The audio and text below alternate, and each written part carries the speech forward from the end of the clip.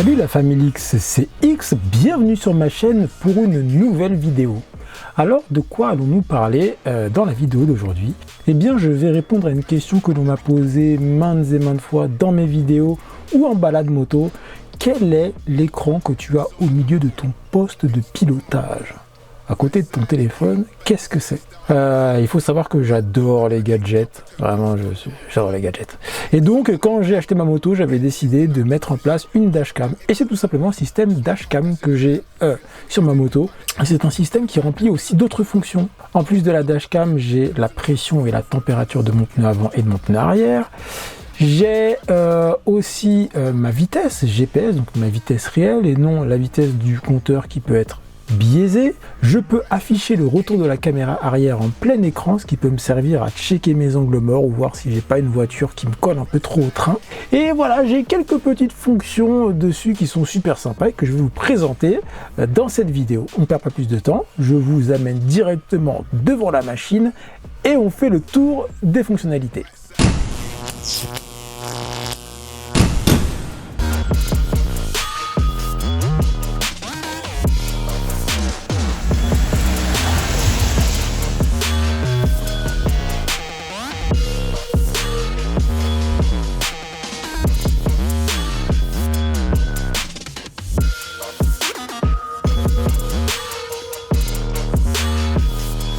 Alors, je vous allume le système pour que vous puissiez voir un peu ce que ça donne. Donc voilà, dès qu'on l'allume, ça commence à enregistrer.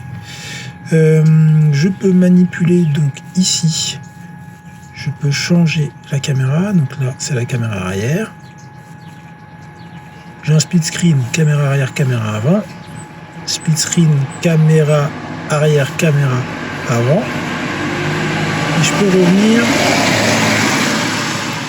revenir en plein écran, caméra arrière. Ici sur la télécommande, si je reste appuyé au-dessus, il va me passer sur la caméra qui est placée juste au-dessus du compteur. Hop, je rappuie dessus, il va me repasser sur la caméra arrière. Si j'appuie une fois, là, eh ben ça fait rien. Voilà. Si j'appuie une fois en dessous, ça me verrouille le fichier, donc ça veut dire qu'il ne pourra pas être effacé.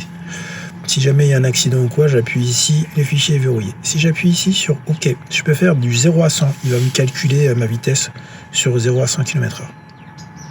Je peux le faire sur du 0 à 400, du 0 à 600, et voilà. Ça c'est pour les gens qui font du run, tout ça. Si je reste appuyé dessus, il me lance le menu. Voilà, je peux naviguer ici. Hop, je vais appuyer longtemps, il devrait sortir du menu. OK. Si je reste appuyé longtemps en bas, j'ai un nouvel écran. Alors attendez. Voilà, donc j'ai un nouvel écran qui va me donner ma vitesse. Du coup, c'est une vitesse GPS, donc ce sera une vitesse réelle. Ce ne sera pas la vitesse du compteur qui peut être biaisée. C'est le seul avantage du truc, c'est que là au moins vous aurez votre vraie vitesse, pas la vitesse du compteur. Ici, j'ai mon trip en kilomètres. Voilà, le temps d'allumage. Il me semble que ça, c'est une vitesse moyenne. Ensuite, j'ai la pression de mes pneus et leur température. J'ai ma localisation GPS. Et enfin, l'heure et la date. Voilà. Si je reste appuyé longtemps, il va me sortir de ce menu. Et voilà en gros les fonctionnalités principales de la chose. Ensuite, dans les menus, je peux régler. Attendez. Dans les menus, ensuite, je peux regarder les fichiers. Voilà. Donc là, caméra avant ou caméra arrière. Je regarde s'il n'y a pas des rushs de nuit parce que. Ah non, j'ai que des rushs de jour parce que c'est assez impressionnant comment ça marche. Ça, c'est des fichiers qui sont verrouillés. Parce que je vois que j'ai des fichiers à l'intérieur de la baraque quand je bricolais la moto.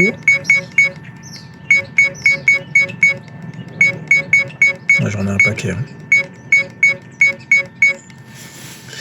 Bref. Ensuite j'ai les réglages, donc il y a vraiment plein de trucs. On peut régler la durée du clip, l'enregistrement du son, la sensibilité du micro. Parking sensitivity, ça je sais plus ce que c'est. Système d'unité, une unité. Alors ce qui est bien c'est que c'est en français. Alors il y a des trucs qui sont encore en anglais, mais la plupart des trucs sont en français. Ça c'est les capteurs de pression, donc on peut créer une alarme, c'est-à-dire que quand on sera au-dessus d'une valeur ou en dessous d'une valeur, on aura une alarme qui va nous afficher attention à la pression. Voilà, donc réglage de l'heure, tout ça, effet miroir sur la cam arrière. Comme ça, quand quelqu'un vient à gauche, vous le voyez à gauche sur la caméra, même si elle est pointée vers l'arrière. Un fuseau horaire, tout ça, il y a un mode Wi-Fi donc pour récupérer vos images directement sur le téléphone et faire les mises à jour. Et voilà. Et le ABC, il me semble que c'est les langues, ouais, c'est ça. Il y en a un paquet. Voilà un petit peu les fonctionnalités du système. Vous voyez que c'est très complet, c'est simple, ça marche super bien. De nuit, franchement, je trouve que les caméras sont top. Et on a un très très grand angle, ce qui fait qu'on voit vraiment très bien ce qui se passe. Et les fichiers sont plutôt de bonne qualité. On peut lire une plaque si jamais il y a eu un accident ou quoi. C'est ce qu'on lui demande. Donc c'est top.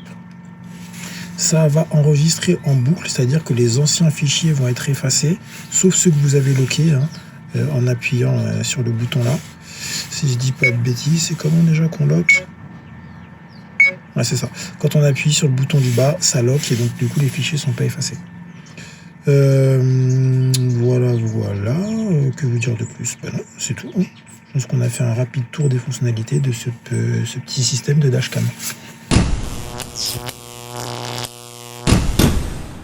Alors, mon petit système de dashcam, j'en suis vraiment content. Bon, là il pleut, on n'a pas les meilleures conditions. Mais comme vous voyez, franchement, c'est pas mal pour voir par exemple si on n'a pas un véhicule qui nous colle au cul sans avoir à quitter la route des yeux. Enfin, en tout cas, pas avoir à complètement se retourner. Et ça, c'est vraiment pratique. C'est bien aussi pour la pression des pneus, même si le mien, il y a un petit souci de calibration, je pense. J'ai peut-être mal fait une procédure ou l'appairage, peut-être qu'il y avait un truc à faire avant. Mais je crois que j'ai un décalage de 0,5 bar, donc du coup, je le sais. Bon, pourquoi ça a arrêté celle-là? Du coup, je le sais et je fais mes réglages en fonction, mais c'est vrai que c'est chiant quand même. C'est vrai que c'est quand même chiant. Pour ce qui est de la température des pneus, globalement c'est bon. Enfin là-dessus j'ai pas trop de soucis. Mais c'est vrai que pour la pression, c'est un peu bizarre. Pour le GPS aussi, on est good, c'est des bonnes localisations. Bon, l'heure, c'est pas compliqué d'être à l'heure. Hein. Mais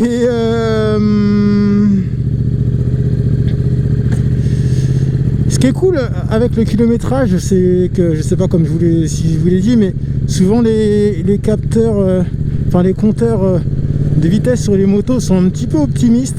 Donc là au moins vous avez votre vraie vitesse. Et si vous avez un correcteur de vitesse comme les Iltech Speedoiler, eh ben ça peut vous permettre, par exemple avec votre GoPro vous roulez, vous avez votre vraie référence avec la vitesse GPS et vous pouvez du coup avoir le pourcentage de correction par rapport à votre vrai compteur. Et ça franchement c'est super utile. Hop, vous voyez que bon, l'écran est assez lumineux, hein, je le vois très bien là en plein jour. Mais bon, c'est pas aussi lumineux que mon iPhone par exemple. Si je veux prendre ça comme référence. Mais bon, ça suffit à être bien vu en plein jour. Là, je vois la voiture qui était derrière moi. Voilà. Le mode selfie, il marche très bien de jour comme de nuit. Bon, là, on est de jour, donc ça va être nickel.